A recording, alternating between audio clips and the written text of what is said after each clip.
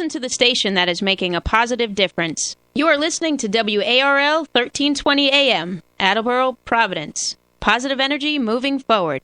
Liberty-loving freedom fighters, join us for Liberty Love Fest 4, an evening of live music, arts, education, and trade. Potluck social with liberty-minded people from New England and beyond. April 5th at St. Joseph's Church Hall in Cumberland, Rhode Island. Details on the web at libertylovefest.org. That's libertylovefest.org.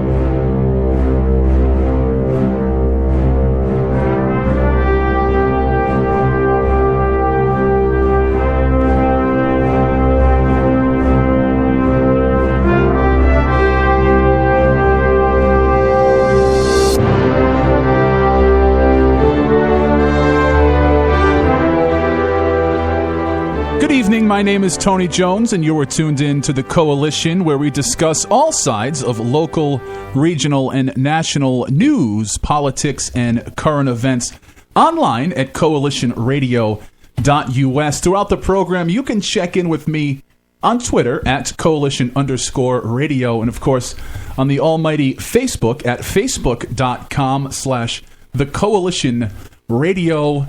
Hail, hail, the gang's all here. P.O. Taxpayer, good evening. Hey now. Chris, good evening. Good evening, Tony. Another fantastic week is upon us. Another fantastic episode of The Coalition. And, of course, P.O. and I out earlier this week, out on the town, if you can picture that, supporting our friends at Manchester 65, an absolute barn burner. Jamming, absolutely jamming. Packed. And I think the reason that club was packed was solely due to our promotional efforts. But I believe you are correct, Tony. We are reaching out to new untold audiences, ones that we don't even know about. No, it was, again, a wonderful night. If you're down in the West Warwick area, stop in on a Friday or Saturday night. They've got some great open mic nights. Highly recommended. In fact, it's got the P.O. stamp of approval. Is that like good housekeeping? Yeah, I was about to say, is that going to be a thing now? You're going to go around giving out stickers? There you go. It was another wonderful week in Rhode Island, or to paraphrase Carol Burnett, as the stomach turns. We were treated to yet another week of non-issue discussion by the candidates at large, doing their best to obscure, obfuscate, and ignore anything important or anything relevant to the lives of the average Rhode Islander, Tony. What will we do? I heard this week, P.O., and I'll tread lightly because I am friendly with a bunch of people down there, but I know that you're always looking for career opportunities, and Alex and Ani is in need of a CEO. So, P.O., I was thinking maybe you could apply for that position. I don't know if I'm politically correct enough, and certainly when one sees your Alex and Ani commercial, first of all, everyone's thin. Second of all, everyone's engaged in some sort of madcap spiritual activity. As you know, I have no soul, so I can't be spiritual. And as the least fashionable person alive, I'm not sure if I fit the mold. But if it comes to taking, I guess, the $70 million or so that they've allegedly floated in debt and taking it and buying extravagant mansions and businesses that have no future, hey, I'm right there, Tony. I went to Alex and Ani Teas and Javas this morning in Wickford, Rhode Island. Yeah. And the coffee was fantastic. And okay. I'm not a jewelry wearer, but if you throw coffee and booze my way, I'm your man. Well, that must be why they diversified. You're making millions of dollars in selling costume jewelry of questionable value. There's no question of its value. Yeah. Yeah. Somehow you've managed to find the magic formula by embracing some sort of weird, fake, pretend inner spirituality, sort of a new age meets, I don't know, Home Shoppers Network spirituality, and you spin it off into buying mansions. I don't know. Being a cynical, twisted Rhode Islander, somehow I see this as the beginning of the end for Alex and Ani. Lots of unanswered questions. We'll see how it goes. On the other hand, by the way, just editorial note, should they choose to advertise with us, all of that will change. We will become fans right away. That's right. We are shills. We are shameless shills. Absolutely. I will personally taste test the teas, Javas, and any wines. Oh, no, yeah. It doesn't actually surprise me that Alex and Ani might be interested in diversifying, because realistically, any hot trend today will be yesterday's trend tomorrow. Paraphrasing, how long just can you sell crappy jewelry to uninformed consumers? Well, people can sell crappy jewelry forever, but it has to be different crappy jewelry, and you can't guarantee that your next idea will be the next crappy jewelry sensation. P.O., I don't even think you or I could get those bangles on our fat wrists anyway. Well, you might need to get two and twist them around somehow. Kind of like my pants. Actually, maybe there's a market for big and tall bangles crossover with Alex and Ani. It'll be a bangle of a chicken wing. or, as we like to say here, Tony and I ladling. Well, allegedly, the organization that focused on the protests of a certain Mr. DePietro are re-engaging, Tony, to try again to force advertisers to Taking abandon. it to the streets. Right. Somehow they failed last time, but God bless America. If consumer protest is a God-given right, let them have at it. I'm not quite sure where it'll end up. Would seeing people out front turn you away from a store, make you turn away? If it's a buffet inside, no. No, honestly, the crowd that buys that is so apolitical, so oblivious, so unconcerned, really about anything.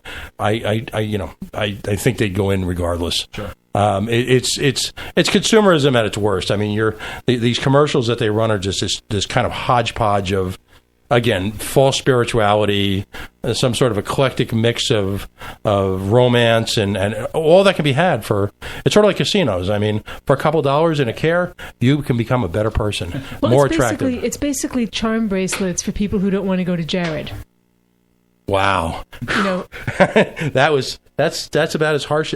Wow, that's harsh. There's a market for charm bracelets because once you buy somebody the initial bracelet, you then have to keep buying them new charms to add to it. So what charm? I had a charm bracelet when I was a teenager, and it was old school because I'm old school. But nowadays, it's Alex and Ani or it's those Jared baubles. I forget the name of them. So what charm bracelets would you recommend for Tony and I? You're charming enough as it is. Oh, okay. On that note, well, what's remarkable about this week in passing and kind of in conclusion is just how unremarkable it was. Rhode Island continues its deathward, downward, toilet-like spiral into oblivion. Friday morning was a red letter day in the P.O. household because it was the groundbreaking at Plainridge for the brand new multi-million-dollar non-casino casino. I'm surprised you weren't down there with your press pass. No, I am going to make a market effort over the next few weeks as the station, let's just say as we grow as a show. We've got some exciting announcements coming up in the next few weeks, but we are going to have an effort to bring these people on the air and do whatever we can to promote them. And playing into what you just talked about, and I thought about you immediately when I heard the news that our friends at Foxwoods purchased a good portion, I think most of Fall River. Wonder what the price was. That's an intriguing investment. The Rev? I'm kind of trying to wrap my head around that idea. Just imagine if you could legally put casino slot machines on battleships. You could have the USS Foxwoods floating around Very nice. right over the Braga Bridge. Right. And, but economically it is, boom, boom, a shot right across the bow to Rhode Island. You will now have Rhode Island bracketed like the proverbial bad toilet bowl ring with places to play games of chance to benefit other governments. And the effect it'll have on the Rhode Island government hopefully will be a death blow, sort of a solar plexus. I don't know, Tony, you are probably a wrestling guy. Is there a great name for the shot that's it would be a tombstone pile driver. A tombstone pile driver. Okay, that's going to be a new segment on the show. Well, this week we are pleased to have back a young gentleman who's becoming a regular contributor to the effort here at the Coalition. We've got Jarrett Moffat back, the director of Regulate Rhode Island. Jared, welcome back. Yeah, hey guys, it's always fun to be here. It is. And, Jared is going to, on a monthly basis, or as particularly faster if breaking events occur, is going to continue to bring us up to date on the regulate and legalization movement. So what say you? What compelling news do you have to bring to us today? Yeah, well, I'm excited to report that we've had some new folks join onto our coalition. So in particular from the civil rights, civil liberties crowd, we have the Rhode Island American Civil Liberties Union, the Libertarian Party of Rhode Island, and the NAACP of New England has supported our bill. So it's really exciting to have that sort of movement joining arms with ours. Well, as the word eclectic comes to mind, but that's Wow, that's quite. What's that? The Coalition of the Willing? That's stunning. What? As a libertarian, I'm not surprised that we're on board. Mm-hmm. It is. Lifestyle independence and freedom is a major part of being a libertarian. That we truly believe that adults should be left up to make their own decisions, informed or otherwise, and be able to lead their own lives, exclusive of fear of interference from the government. We always joke here as libertarians that what's the worst thing about marijuana is getting caught with it. Right. But I'm curious, from what angle is the ACLU and our friends at the NAACP taking towards it? Is it failure of the war on drugs, decriminalization issues, or the fact that the federal government spends and local police departments spend an untoward amount of time targeting young African Americans and putting them in jail for minor crimes? Yeah, well, it's all that, especially the racially disproportionate arrests. I mean, I think that we saw the national ACLU come out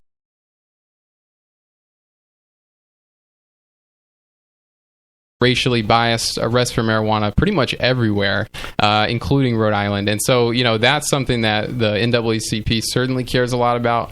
But I think for both of them too, it comes down to it's not just libertarians, but a lot of Americans care about freedom, and I think this is something that if we're going to say marijuana because some people may have a difficulty with it, are we going to ban sugar? Are we going to ban McDonald's? Are we going to ban television? So I think that's an important point of view to bring to the table, because it's one thing to discourage use and say that it's bad and educate people. It's another to bring the government into it and use their resources to punish people. So I think more folks are starting to see that distinction. Well, the Reefer Madness crowd, their red herring, their talking point has always been about children's use of marijuana. What about the children? I mean, you're just like you wouldn't encourage a young teenager to drink.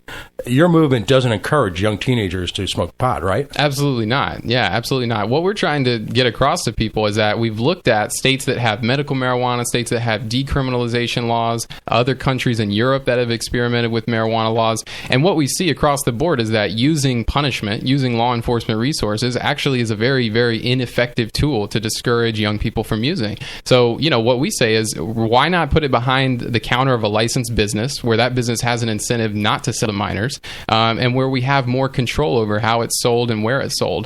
I mean, right now we have a lot of, in pretty much any high school, you can find a teenager who's selling marijuana, and that's because we have an illegal market. So I think it's misguided to think that using the government and using punitive laws to enforce this is the way to keep it out of the hands of kids. I think we've seen with tobacco there are much more effective strategies that we can pursue.